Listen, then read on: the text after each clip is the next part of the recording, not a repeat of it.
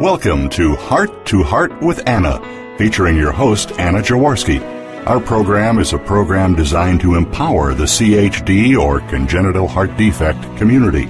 Our program may also help families who have children who are chronically ill by bringing information and encouragement to you in order to become an advocate for your community. Now, here is Anna Jaworski. Welcome to the fourth season of Heart to Heart with Anna. Our theme this season is Tales from the Trenches, and we have three great stories today. Sometimes our littlest heart heroes need extraordinary help in order to survive. One of the most extraordinary machines used to save our babies born with congenital heart defects is known as ECMO, which stands for extracorporeal membrane oxygenation. This is a special machine that takes blood from the body, oxygenates it using an artificial lung, and pumps it back into the body using an artificial heart. ECMO is similar to a heart-lung bypass machine used in open-heart surgery, but it can be used for a longer period of time. 20 years ago, when my son was just a baby, all of the babies I knew who were put on ECMO passed away. But like with so many types of new technology, things have changed and improved over the years. Now being put on ECMO doesn't have to be a death sentence. Today's show will feature three mothers whose children have been put on ECMO and survived. Hear about their experiences and what they feel other parents need to know on our show today. Today's show, ECMO Success Stories for Babies with Congenital Heart Defects, features three guests, Aubrielle Foreman, Erica Dedenhofer, and Carla Sandoval-Barba. Aubrielle Foreman is the mother to Jeffrey, who was born July 21, 2006, with complex congenital heart defects, or CHDs. His diagnosis was double inlet left ventricle. Aubrielle did not know prior to his birth that he had any congenital heart defects. Jeffrey had his first open-heart surgery at 5 days of age and another at 2 months. He had a balloon stent and a G-tube placed as well. After Jeffrey's second open-heart surgery, he aspirated on his milk, which caused him to be put on ECMO for a few days. Jeffrey was on several daily medications and went through a series of complications. Then, on June 15, 2007, Jeffrey transitioned to his heavenly home. After the death of her son, Aubrielle battled isolation, depression, suicide, anger, and even more. In 2012, Aubrielle became an advocate for congenital heart defect awareness in honor of her son and for his memory to live on. She started a nonprofit organization called Jumping for Jeffrey and Healing Hearts.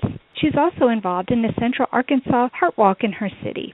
Jeffrey has changed Aubrielle's life in so many ways. Welcome to Heart with Anna, Aubrielle. Hi, Anna. Thanks for having me. I'm glad to be here. Well, I'm so happy to have you and for us to be able to talk about Jeffrey. He sounds like a very special little boy. Can you tell us if he died while he was on ECMO? No, Jeffrey did not pass while he was on ECMO. He was only on ECMO for about 2 days, but they felt like the longest days of my life. He actually passed away due to lack of oxygen to his left lung. Oh, wow. So he was taken off of the ECMO and then something internally shut down and he wasn't getting the oxygen to his left lung? Yes, ma'am. It was a couple of months prior to that when he passed. He got sick all of a sudden. I noticed him at home. He wasn't looking the right color, kind of swelling in his upper head area and everything. So I took him to the hospital, and they actually put him on a paralytic machine to where he couldn't move or anything like that. They didn't want him to do any type of movement, and they actually told me that he wasn't getting enough oxygen to his left lung. And 3 days prior to him passing, the doctor actually sat down with me and advised me that he was not getting better, his numbers wasn't rising to the way it was, and that he probably wouldn't make it throughout that weekend. Oh, wow. That must have been so unbelievably hard for you to hear because he made it off of ECMO, which is something that is so scary because a lot of our kids don't ever need ECMO. You need ECMO as a last chance to save your life when you're in the hospital. At least most of the babies that I saw did. That was the last life-saving technique that was used to save them. So for him to make it off of ECMO, I'm sure you probably felt like, okay, now we're on the home stretch. Right, I did feel like that, and then to get hit with that was the most devastating news and hardest day of my life because I actually had to make the decision to take him off of the life support machine. That must have been just unbelievably difficult.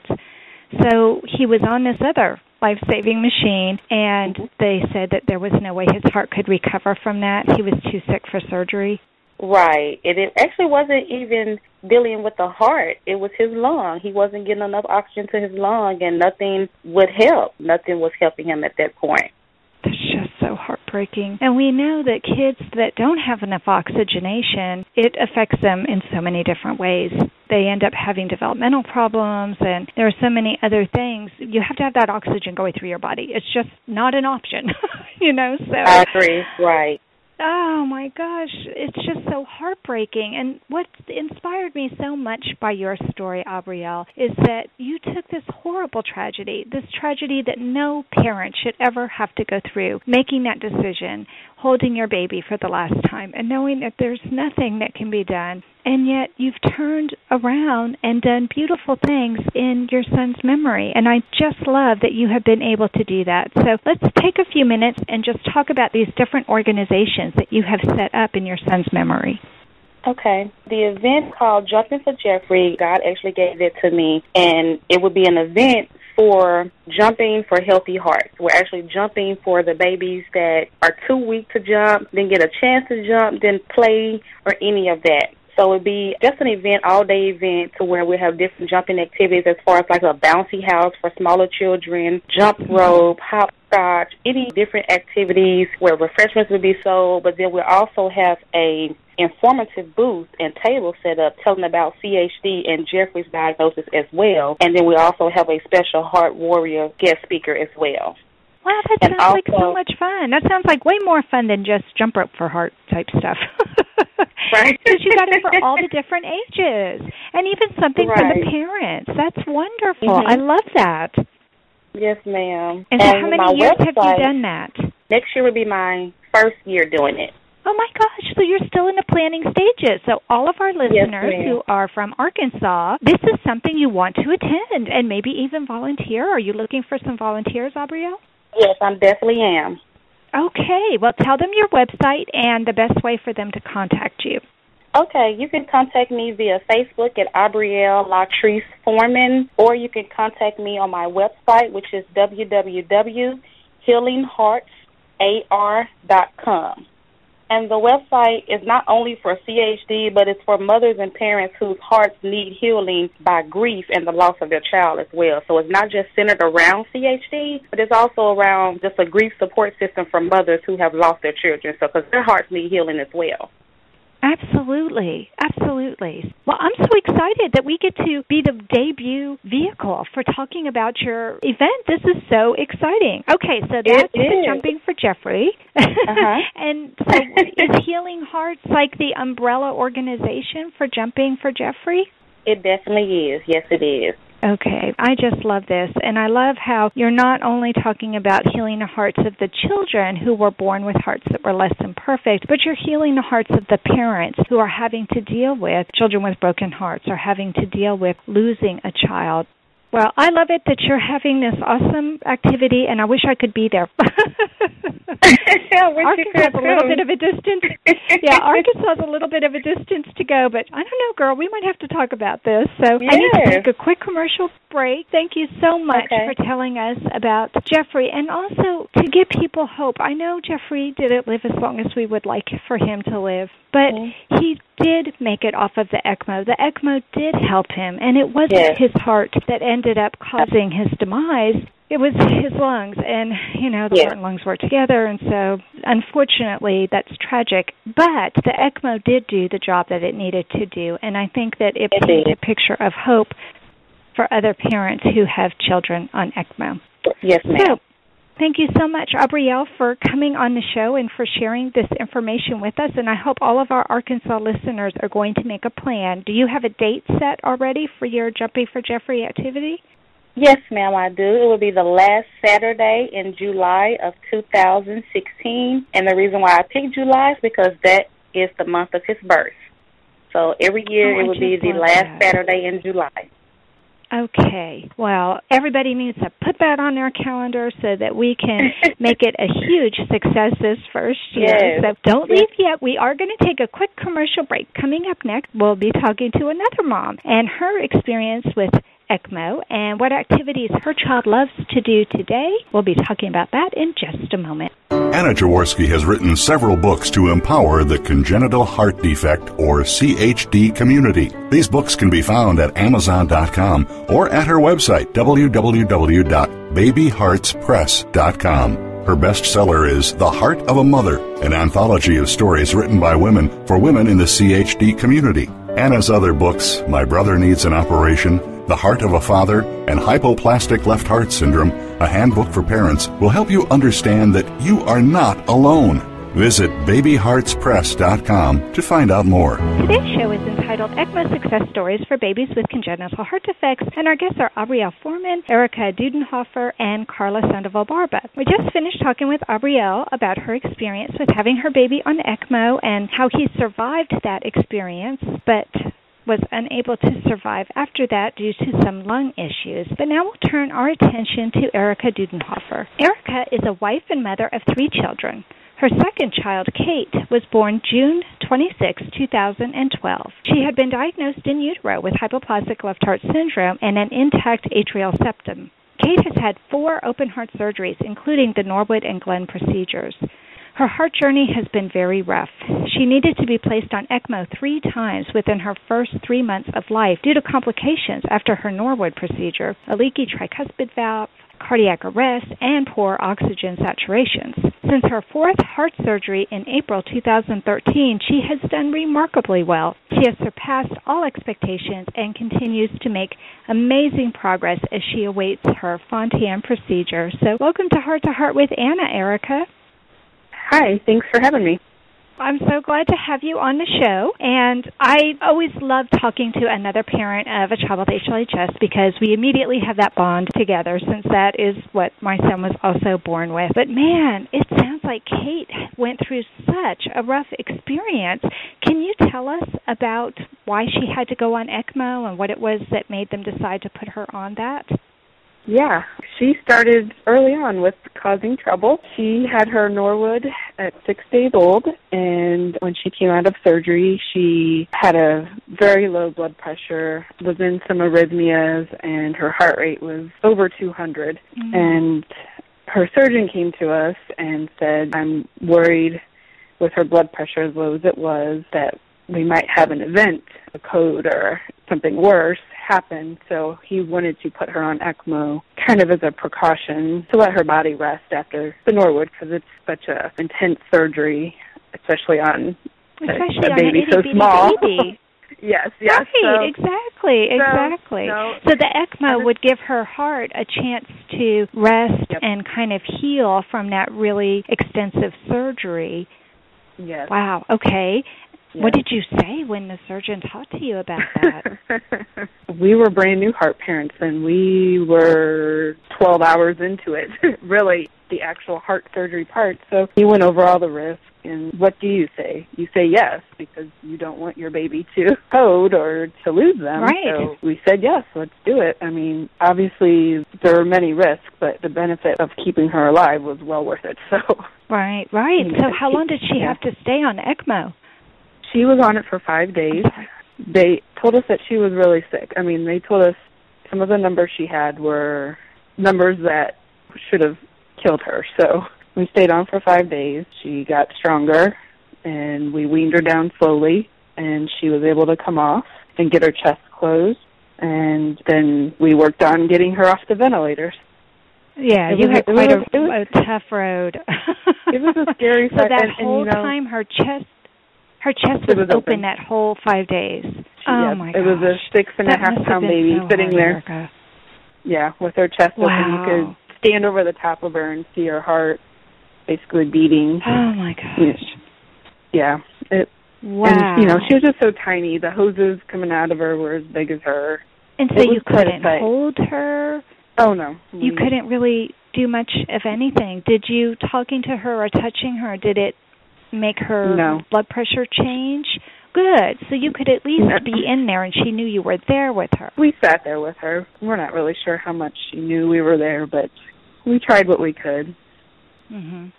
It's so hard, and you must have been postpartum at the same time. Oh, yes. It was not fun. I had a C-section with her, so it was between the surgery and the C-section and trying to pump, and it was hard. Yeah. But we were and happy that wasn't she came the off only ECMO. time. Well, yeah, absolutely. Oh, my gosh, yes. I mean, you really know that is a life-saving device. But then that wasn't the only time that she was on ECMO. No. When did she have to go on ECMO again? She went on it when she was just under a month old. She went into cardiac arrest due to her tricuspid valve. Her leak was pretty severe. So she arrested, and they did CPR on her for 62 minutes. Oh, my gosh. Yes.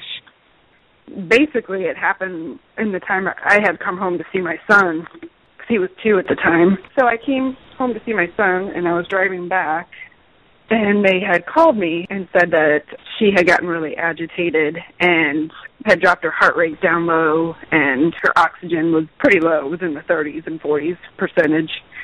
Wow. So they were going to re-intubate her. I said, okay, I'm on my way. Mm-hmm.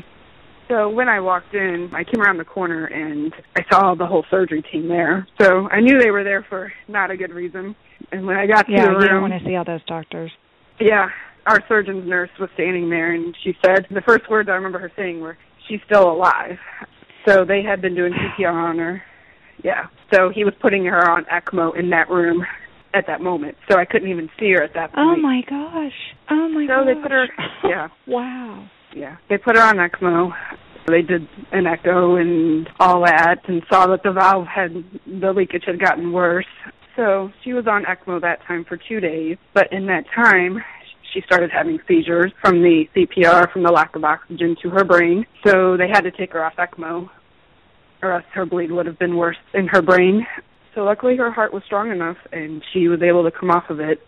So she was on 2 days that time. And then she was on one more time right after her Glenn surgery. They had done that early, and they repaired her valve at that point because we were inpatient this whole time. So she was a little over 3 months. They repaired her valve. She had her Glenn, and she couldn't oxygenate. Stats were in the 50s and 60s for quite a few days. Took her to the cath lab, tried to balloon her PAs, but that did not work. So she went back on ECMO because they were planning on taking her Glenn down and putting her back to a Norwood physiology. So she was on ECMO for 4 days that time. Wow. Because she had just had open heart surgery, so they didn't want to rush her right back in with her history. Right. So they waited a few days, obviously watched her brain since we had already had one bleed. But she did fine, and when she went to the OR that time, they took her Glenn down, and she came back out, not on ECMO, and she has not used an ECMO machine since. What a blessing that you had that technology available to help her, because it sounds like to me, if she would have been born 30 years ago when they weren't even using ECMO, you wouldn't have her with you. Nope. Wow. I mean, that's such an amazing story. No, you probably wouldn't have. So what advice can you offer parents whose babies may need to be put on ECMO? I guess I would say don't be afraid of it. I know it's got the cloud over it of it's so scary and it's so bad and your child's going to die just because they're on ECMO. That's not the case. I've seen numerous kids that have been on it, and they're doing fantastic now. It's a lifesaver. It is. I would say, it is. Yeah. Tell us how Kate is doing now. She's going to be 3 years old, and is she walking? Could she jump for Jeffrey? I mean, Not quite yet. Not quite yet. She's in the process. She's had a lot of delays. She is walking with some assistance. We're just starting to use a walker, but she likes to hold hands, and then she'll take some steps. But she loves to play. She has 2 brothers. She likes to play with them. She loves to swim. She loves anything with water.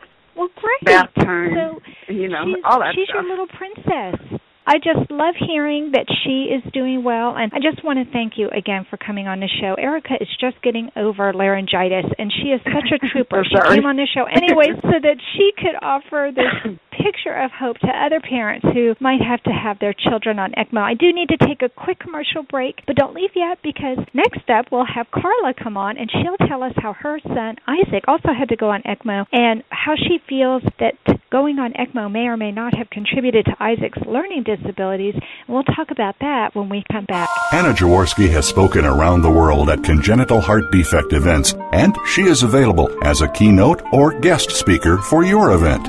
Go to hearttoheartwithanna.com to learn more about booking Anna for your event. You can also find out more about the radio program. Keep up to date with CHD resources and information about advocacy groups, as well as read Anna's weekly blog. Anna wants you to stay well connected and participate in the CHD community. Visit hearttoheartwithanna.com today.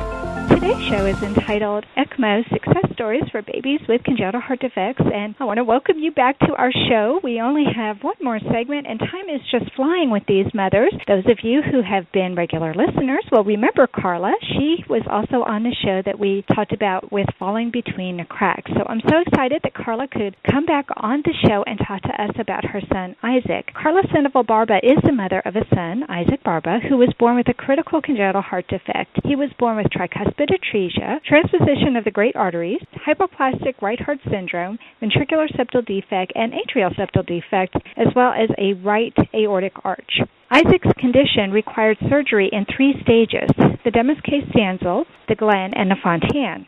Isaac had a very complicated course after the first surgery. He had been making very poor progress for about a week and a half after the first procedure. Isaac was taken into the cath lab to determine the cause of his episodes and was immediately rushed back into the operating room. During that operation, Isaac underwent 3 revisions. Each time he was placed on a cardiac bypass machine, then taken off, only to have to go right back on. Isaac returned to the critical care unit on ECMO, and they weren't given a choice.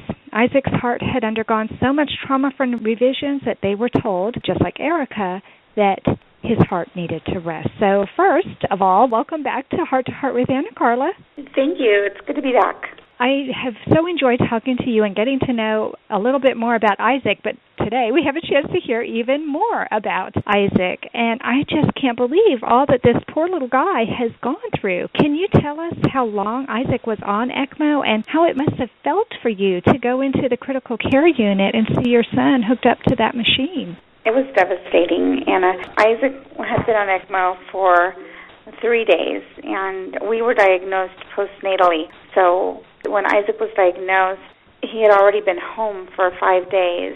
So he was already at the end of his ropes in terms of being able to cope with his defects. And after the first surgery, they weren't able to close him up for about a week and a half. He still had his chest open, and every day it was not today, maybe tomorrow. It just got to the point where they decided they needed to take him back into the cath lab. My husband and I went to go get a cup of coffee, and we made it as far as taking the elevator down when the cell phone went off, and it was a surgeon saying that we needed to come back and give authorization because they were going into the operating room immediately. So it was like taking another blow when we were already down. When he was in there for the revision, something felt wrong. It was taking very long, much longer than the first surgery, and I'm talking hours. I could sense that something wasn't right, so I asked my husband to go and try to follow up, see if he could get any information. So we went into the cardiothoracic intensive care unit, and we asked the nurse for a follow-up, and she phoned the operating room, and she came back and ended up getting, like, we call it the Snoopy syndrome. I probably heard about the first 5 words that she said, and then it was a wah, wah, wah, wah, wah. It was bad. I didn't process a word that she said, and all we saw after that was Isaac being wheeled back in with the whole team and that monster of a machine. Yeah. And so that was very, very difficult to process. I didn't understand that that time that this really was Isaac's second chance. I didn't realize, I don't think, how close my son came to not being here. Right. Many times.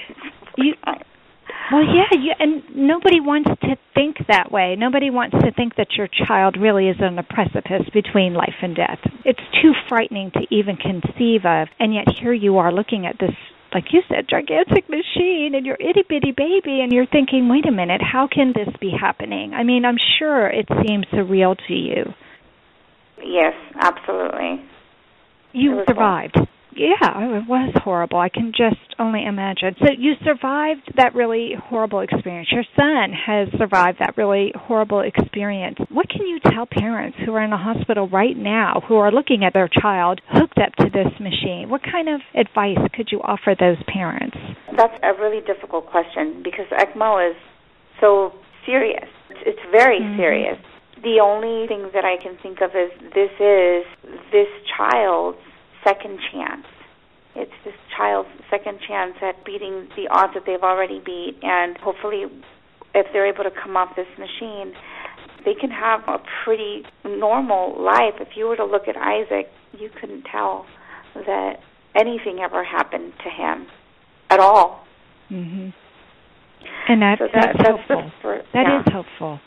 It is. One of the other things, I guess, that I can think of right now is definitely try to make it a point to seek some of the counseling that the hospitals might offer. It is such a traumatic experience, not just for the children physically and for the parents physically, but also emotionally. And those feelings of anxiety can resurface later, and they tend to stay with you. So definitely try to seek some service from the family specialist at the hospital. It's probably not something that you're thinking of in that moment. You're just so worried about your child, but you also have to try to take care of yourself and your own well-being and your own psyche, and also try to have some family members who are supportive nearby because it's one of the most difficult times in your life as a parent.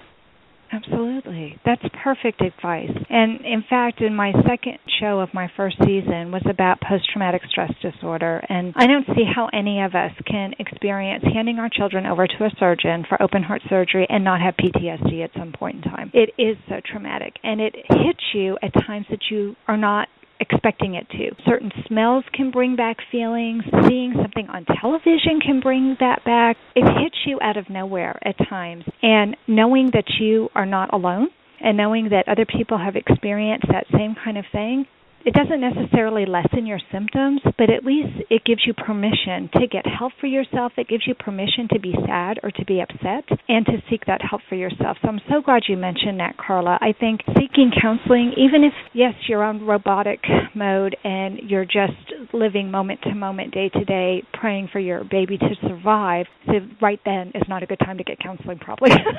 But just to know who you can go to and just to know that you might want to have counseling after you are done with this. It's just so important. And I think a lot of us neglect our own mental well-being because we're trying so hard to be super mom or super dad, and we're trying so hard to keep it together for our other children, if we have other children, that we don't even recognize that we might need some help to overcome this extremely traumatic experience. It's very traumatic, yes, and I totally agree with you. I think that when you're in the hospital and they have the family counseling services there, I think that those people that are there and see that might be a little bit more desensitized because they're already there and they're already seeing it. And I think they'll have more of an understanding of the kinds of things that parents have to cope with. So I think they're the best people to talk with right then and there because they can physically see what you as a parent are seeing as opposed to waiting like I did several years later and trying to go talk to someone who I found had no idea what I was talking about, and they were feeling sorry for me, and that wasn't really helpful. I definitely, that's not the same. It's not the same. I definitely wish that I would have taken advantage more of the family services there in the hospital because I didn't realize it at the time, but I really, really needed some more support at that time from professionals that were there. Well, I think that's sound advice. I really do. So let's end on a really happy note. Tell us how Isaac is doing heart-wise and tell us what kind of activities he likes to do. Heart-wise, Isaac is fantastic. We go to see his cardiologist once a year, so he's doing amazing. Oh, wow. Yeah, and it's just for follow-up visits. Isaac enjoys swimming. He enjoys running. He enjoys playing the apparatus in the park. He enjoys riding his bicycle. We even placed him in private swim, and he actually was even able to outswim some healthy children. And to him, it was this huge victory because he rarely ever wins at anything because his stamina is not the same as his peers, but this was like a big, huge thing. We were all cheering for him because we knew it was his moment to shine in the water. But he's doing really well. Well, I have to ask one more quick question. I had alluded to before the commercial that you would tell us if you felt that being on ECMO may or may not have contributed to learning disabilities with Isaac. I would love to know your opinion on that. I definitely feel that Isaac's course on ECMO definitely did contribute in some way to his developmental delays, in addition to the learning disabilities. It just doesn't make sense to me that you could be on so much medication, be so cyanotic, and have this trauma to your circulatory system for it not to have an impact on something. And Isaac has had delays in several areas, and I was actually intrigued by Abrielle's comment about the lungs, because when Isaac came off of the ECMO machine, he also had some damage to the lung that he didn't have before the ECMO machine, which I thought was interesting. And he still has that scarring. Wow. But I definitely do feel that it has to have contributed in some way. Well, I definitely think that when our kids are cyanotic, there's no question that it can cause problems. And kids are not put on ECMO lightly. That is a measure of last resort, usually. And so it's, like Erica was saying, this is the life-saving machine. This is your second chance at life. And so it is something that's quite amazing. But like you said, Carla, I don't see how our kids can experience the circulatory system trauma that they have to go through without possibly having some other effects in their body later on, especially to the brain. And so the fact is you have Isaac and Erica has Kate. And so even if you're having to go through developmental delays and some learning disabilities, you can work through that. And what we have to do is we have to find out what's causing these heart defects so that we can prevent anyone ever needing to be put on ECMO. And so if that's not a good reason for contributing money for congenital heart defect research, I don't know what is. I agree with you, Anna. Most definitely. Well, that concludes this episode of Heart to Heart with Anna. Thank you so much for listening today. Please come back next Tuesday at noon Eastern Time. Until then, please find and like us on Facebook.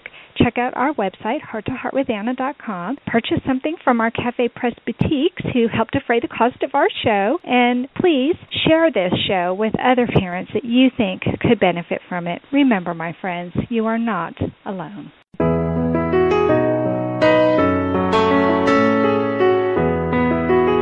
Thank you again for joining us this week. We hope you've been inspired and empowered to become an advocate for the congenital heart defect community. Heart to Heart with Anna, with your host Anna Jaworski, can be heard every Tuesday at 12 noon Eastern Time. We'll talk again next week.